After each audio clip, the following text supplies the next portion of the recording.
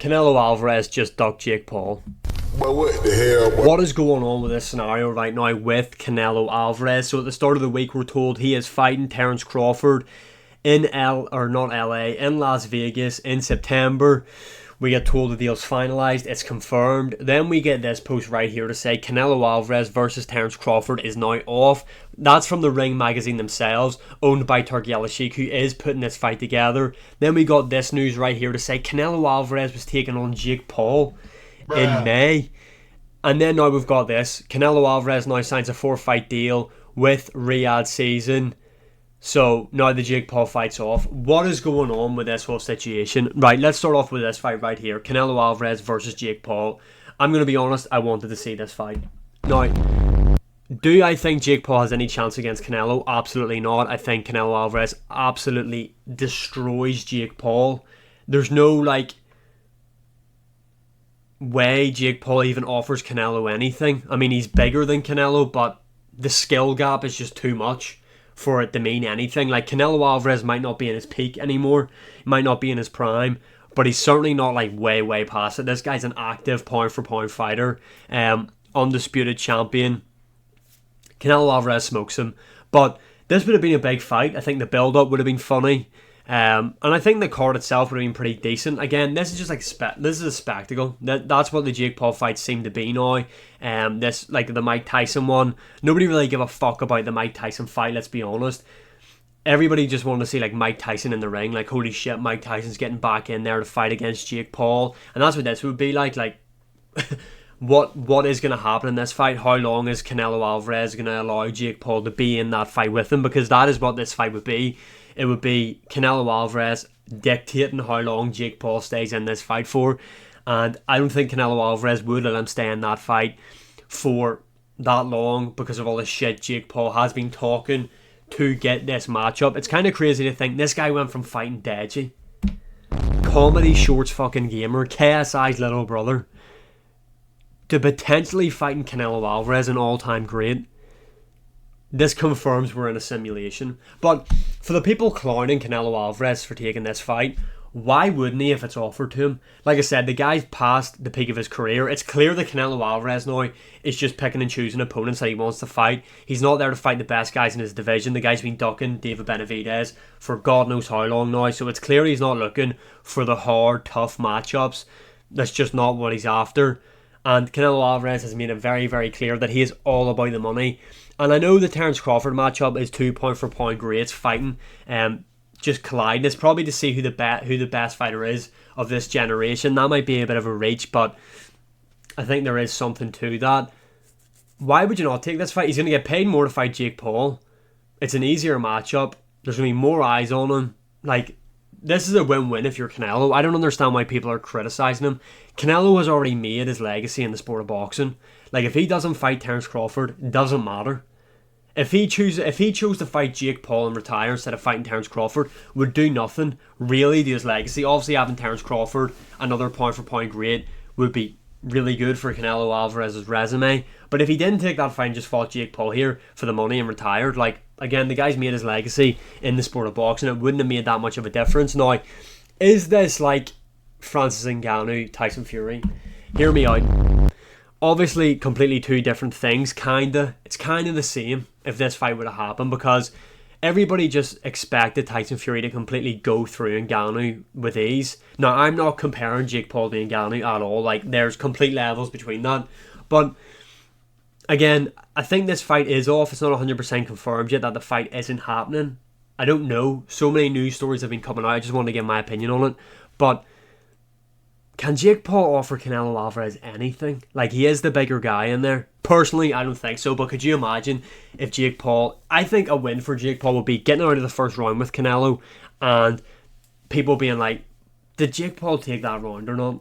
That there would be a win for Jake Paul. But again, this is kind of end game for Jake Paul in my opinion, because if he fights Canelo Alvarez, he's going to get absolutely obliterated, and I don't know what he would do next, because the guy would get smoked in front of millions. Because I'm pretty sure this fight had the backing of Netflix, which would have been another mega fight. But I suppose He's coming off the Mike Tyson payday. He never had to work a day in his life before the Mike Tyson fight. Certainly doesn't have to after that. And if he got this matchup, if it does happen, he won't need to work.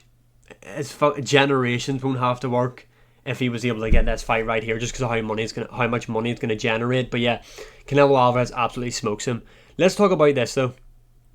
The Terence Crawford matchup. A lot of people were shitting on this, but now seem to be on board with it. Look, there is a significant size disadvantage in there. That is true. You know, Terence Crawford is jumping up 3 weight classes, I believe, to fight Canelo Alvarez. Now, Canelo Alvarez isn't like really tall and really rangy, but the guy's dead stocky. He's big for his weight class. Obviously, there's bigger guys like David Benavidez and stuff like that, but Benavidez has moved up now. But I think Canelo Alvarez is going to beat him. Obviously, Terence Crawford is a big puncher and a switch hitter. Terence Crawford, a phenomenal boxer, but it's not like Terence Crawford is this guy. He's just hit his prime. He's a young fighter with a big name getting this big fight with the old guy in Canelo. Canelo's younger than him. So Canelo has the age factor going in that. Obviously, maybe in terms of boxing years, Canelo Alvarez might be worse off because the guy's been fighting since he was 16. So the guy will have a lot of mileage behind him, but I think the size disadvantage will play a big part in this, and it's not like the skill gap's going to be massive either. I think Terence Crawford technically is a better boxer than Canelo, but the skill gap is very close, if you know what I mean. Like, it's not like Canelo Alvarez is this massive, like a bigger fighter, but very less skilled than Terence Crawford. He's going to be a bigger guy and arguably just as skilled and maybe edge it to Terence Crawford. I'm looking forward to seeing this. This is a fun fight. I mean, both guys are coming to the end of their career. It's a chance for Terence Crawford to chase greatness. And I'm looking forward to it. I'm looking forward to seeing this fight. It will be a fun one. I am picking Canelo Alvarez to win. Like I said, Terence Crawford is a big puncher, but we did see him in there against Madrimov when he moved up the weight classes, and that's not even the weight class he's going to be fighting Canelo Alvarez at. And we've seen that his punching power wasn't as effective, and he did struggle in there with Madrimov. Obviously, him and Canelo Alvarez have completely different styles, but Canelo Alvarez is a big puncher. It's going to be interesting to see how Terence Crawford deals with them shots in there, because I think he will have to stay in the pocket and trade with Canelo Alvarez at parts, and I feel like that is Canelo Alvarez's world there, with him being bigger, a big puncher, and equally, again, Terence Crawford just takes it in terms of skills. But let's look at his 4-fight plan with Riyadh season. So in May, he's going to be fighting in Saudi Arabia. Normally Canelo Alvarez does May and September in Las Vegas. He's going to be going over to Saudi Arabia in May to either face Jermall Charlo or Bruno Suris, who is the guy who knocked out Jaime Munguia, probably the biggest upset of the year if we're being honest. Look, I'm going to be honest, I would have rather have seen him fight Jake Paul in May than fight any one of these guys, because I don't want him to run the risk of getting injured and ruining the Terence Crawford fight. Now, I don't think either of these guys really give him any problems. Charlo has been inactive. I don't really give a shit to see him fight Canelo, to be honest. Bruno, again, he's coming off beating Jaime Munguia, who Canelo Alvarez also beat, although he knocked out Jaime Munguia where Canelo Alvarez didn't. So I suppose that could be the part in it. But if Canelo Alvarez gets cut or injured or anything like that in May, the September fight's off. I mean, we've seen them try and do this before with Ngannou and Fury, and then they had the Usyk fight a couple months after, and how fucked up that situation ended up being. So I would rather him not fight in May and wait till September, or fucking do the Jake Paul fight in May. Then you've got the Terence Crawford matchup. That's going to be in Las Vegas in the Legion Stadium, I believe. And then you've got February, which again is a pretty quick turnaround for Canelo Alvarez, who does only fight May and September, and he has done that for years. So in February, they're saying he could potentially fight Dmitry Bivol if he beats Beterbiev. But if he beats Beterbiev, doesn't matter what way he said. If he beats him, then they're obviously going to do a trilogy. Hamza Shiraz, I believe he'd have to move up to them fight Canelo Alvarez. Obviously, Saudi Arabia, Turkey Al-Sheikh are loving this guy. He is a star in the making, in my opinion. Had a good performance on the AJ Dubois card. Don't care to see the fight, though. Again, I'd rather watch Canelo fight Jake Paul. Call me a casual, but I'd rather that spectacle of seeing that fight. Same with Chris Eubank Jr. Chris Eubank Jr. obviously fighting Conor Benn, so he would need to win that one. I would rather see Conor Benn versus Hamza Shiraz, just them two fight, instead of either one of them guys fighting Canelo Alvarez. Also, if they're going to do the trilogy, and if not, David Benavidez would deserve the fight against Bivol over Canelo, and I'm pretty sure Benavidez is flying out for their rematch in Bivol and Beterbiev because he is mandatory to fight the winner of that, I believe. So I don't understand why Canelo would get that opportunity. Again, I don't really care to see him against Bivol again because I thought he comfortably lost that fight. And then he's got a fight in October time. Please be David Benavidez.